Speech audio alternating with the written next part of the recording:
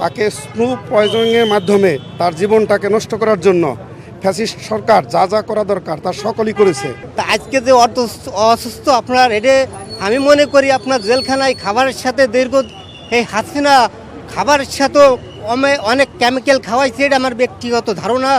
বেগম জিয়া কিন্তু শুধু জাতীয়তাবাদী দলের নেত্রী না, তিনি সারা বাংলাদেশের সাধারণ মানুষের অভিভাবক হিসাবে আমাদের জন্য পরপর কাজ করেছে। তার প্রতিক্রিয়া আপনার আজকে তার প্রভাব পড়তেছে, ভালো চিকিৎসা সরকার নেয় নাই যাতে বিএনপি ধ্বংস হয়ে যায়। নেতাকর্মী হিসাবে আমাদের উদ্বিগ্ন নয়, এটা শুধু বাংলাদেশের সাধারণ জনগণের বা যারা এখানে দলমত নির্বিশেষে, কারণ উনি তো এখন বিএনপির নেত্রী না, উনি আসলে বাংলাদেশের মানে অভিভাবক। সেই জায়গা থেকে পুরো বাংলাদেশের মানুষই এখন তার জন্য দোয়া করছে, গত যে শুক্রবার কাছে মোনাজাত করছে যেন বাংলাদেশের অভিভাবক যেন তাড়াতাড়ি সুস্থ হয়, সুস্থ যেন আমাদের মধ্যে ফিরে আসে, এবং এই দেশের যে পরিস্থিতি, এই পরিস্থিতি থেকে যেন বাংলাদেশকে ভালো একটা পর্যায়ে নির্বাচনের মাধ্যমে যেন ভালো কিছু উপহার দিতে পারে, শুধু আমাদের না সারা বাংলাদেশের জনগণের প্রত্যাশা এটা।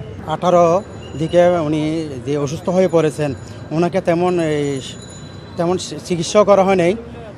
উনি ঠিকমতো সেবাটা না পাওয়ার কারণে আজকে মানে ওনার প্রায় আজকের এই অবনতি।